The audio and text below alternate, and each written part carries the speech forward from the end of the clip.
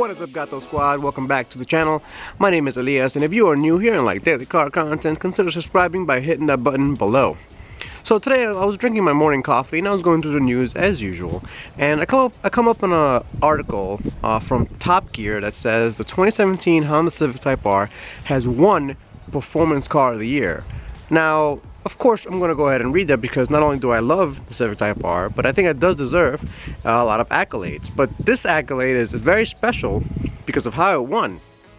So, what is the Top Gear Car of the Year award? Well, it's where Top Gear takes a whole bunch of awesome performance cars and pits them against each other in both road and track tests. So Chris Harris is, of course, one of the drivers. He's a really well-respected journalist, and I actually like Chris Harris a lot. And you know, the competition was actually pretty fierce. So they had the Ford GT Supercar, they had the Audi R8, the Lamborghini Aventador, the Mclaren 720S was in there as well. So these are all incredible cars, and somehow the Type R won. So here are my 5 reasons why I think the Civic Type R won that award.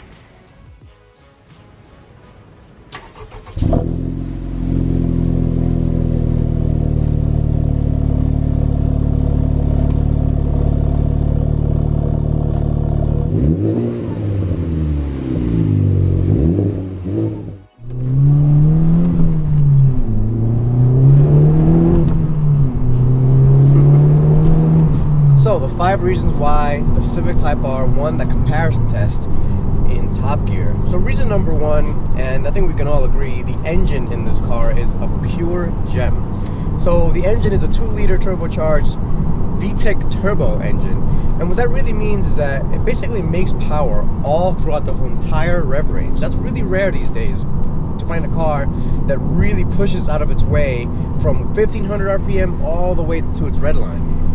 That's because most engines these days, they have really small turbochargers that really kind of lose breath at the higher RPM ranges. So, you know, this car has both VTEC and turbo. The engineers in Honda have done really well at making sure the engine does an incredible job at producing power in the entire rev range. So, you know, I'll put it into 5th, 4th, 3rd, I'll put it into 2nd, and it just pulls all the way to redline like no other car has been able to do. So as you may or may not know, I have a 335D pushing 600 foot-pounds of torque and 400 horsepower, and even that, you know, it is a diesel. It has 2 turbos, and getting close to the red line, it kind of loses steam. So this car is a breath of fresh air when you're driving it around. It's just awesome to see engineers do a great job with the engine, and I'm really impressed with the engine. And I have been since I bought the car. It's the best part of the Type R.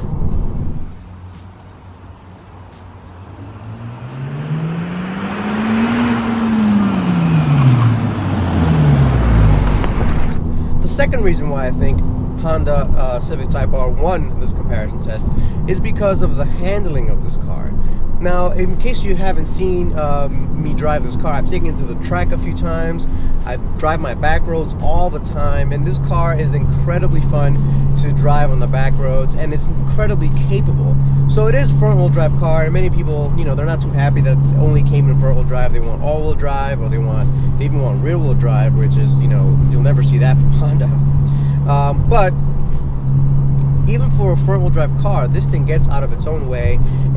The turn-in in the corners is incredible. And the turn-in, basically you just turn the wheel a little bit and the car just dives right into the corner. There's no hesitation, there's no body roll, it just goes. And that's something that's, again, rare to find in any car these days. You know, I've driven sports cars before. I have a Prelude, an S2000, and this is very close to feeling like an S2000 in terms of the turn-in capabilities. It's just amazing.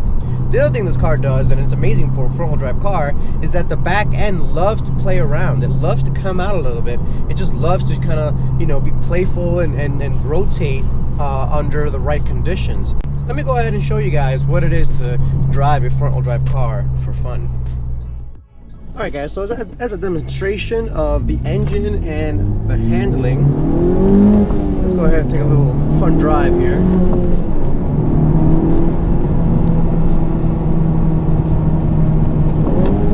These back roads are where this car exceeds.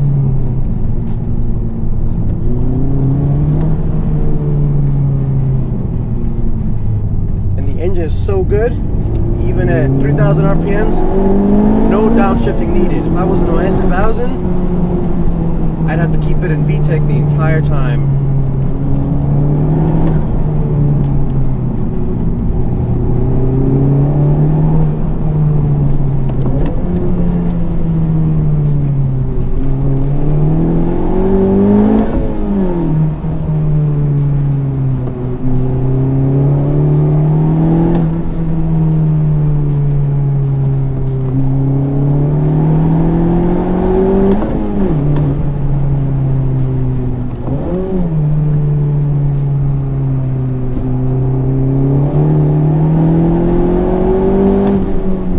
Brakes are just fantastic, part of that handling and suspension package.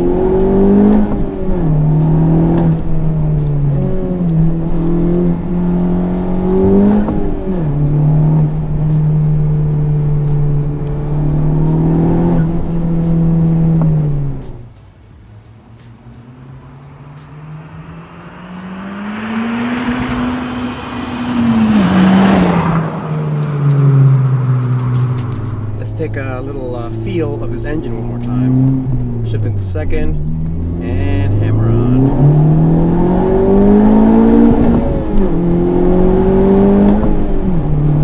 So good. Now I do want to note we are on all season tires, and it's a 50-degree day, so it's not the coldest, but it's not warm. So we are traction limited a little bit.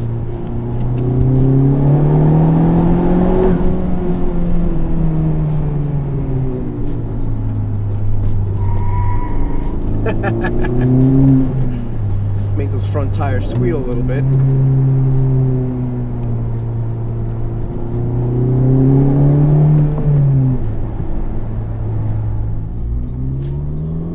So the third reason why I think this car won that comparison test on Top Gear is because once you're done driving, fast, and you know driving on the track or whatever the case may be, and you want to just get home comfortably, there's a conveniently placed comfort mode.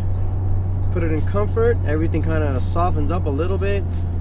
Everything gets a little less intense, the throttle response, the suspension, even the steering feel, and the car kind of just settles down, and it feels more like a powerful Civic hatchback sport than a Civic Type R. But for example, let's go over this railroad crossing here, and if I had a really stiff suspension, it wouldn't be very comfortable. But because we're in comfort mode, not bad at all. Not bad at all. It's got automatic climate control. Pretty decent radio setup. Navigation, pretty much anything you'd want for comfort. And I think that's one of the main reasons why it beat out cars like the Lamborghini, the Mclaren, all those other supercars, because those supercars just could not hang with the comfort on the road that this car provides.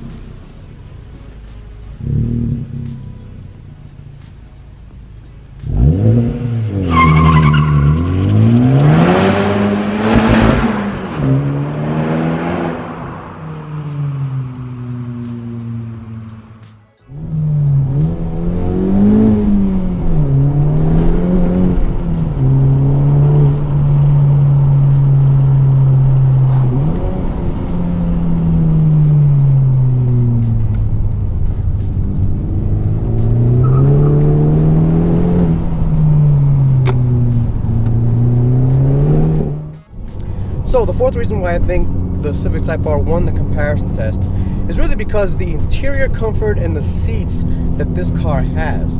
So the first thing you step into when you drive the car is the seats, of course, and they are not boring at all. They are these awesome red suede upholstered seats that when you sit in, they kind of hug you perfectly. You know, it's not too tight, it's not too over bolstered. You just feel kind of right when you're sitting in it. You know, for the track days and for spirited back road driving, they are more than perfect, let me tell you. And they just kind of hug you in just perfectly. And then when you want to just kind of relax and just, you know, drive down the road, they serve that function very well as well. The other thing is that being a hatchback, this offers so much space behind you. It's so useful. You could have a week's worth of shopping back there. You could put furniture back there. You could even sleep back there, as I've shown you guys in another video. So really, this car has a lot of things going for it in the interior space. You know, another thing that's really, really good about the driver's cockpit is the leather wrap steering wheel, the way it feels, the way it looks, also that little red accents that I love. And then the shift knob, and the way the shift knob is so close to the steering wheel. It's very, very close to kind of just shift gear, go back to the steering wheel, shift gear, go back to the steering wheel. Everything is laid out perfectly in typical Honda fashion. You know, they were looking at how to best make things for the driver, and I think they did a really good job at doing that.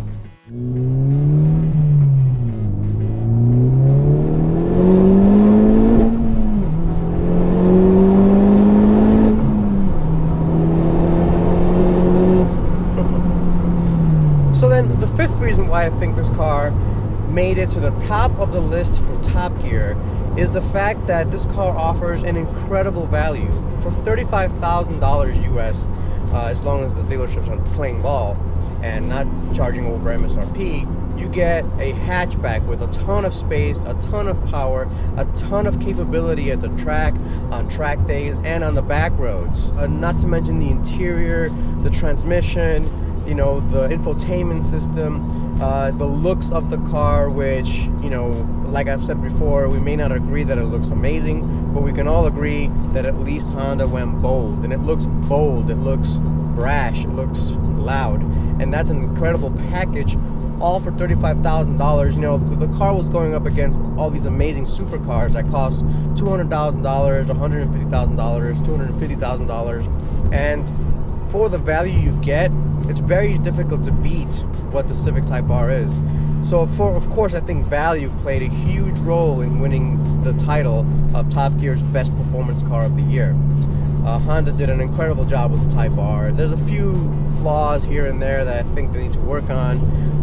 For example, the transmission issue that I keep getting. But other than that, I mean, this car has been an amazing car to own. The enthusiasm for it is just incredible. Everywhere I go, people kind of either want to know what it is, or if they already know what it is, they want to see it, they want to sit in it, they want to shift the gears, they want to hear me drive it, they want to hear it drive down the road. They're just excited to be around the Type R, and I haven't seen a car in the US drive up so much enthusiasm for a long time. So that pretty much wraps it up, guys. Thanks for watching, as always. I hope you enjoyed the video. If you haven't yet, please go ahead and subscribe, and I'll catch you guys next time. Peace out.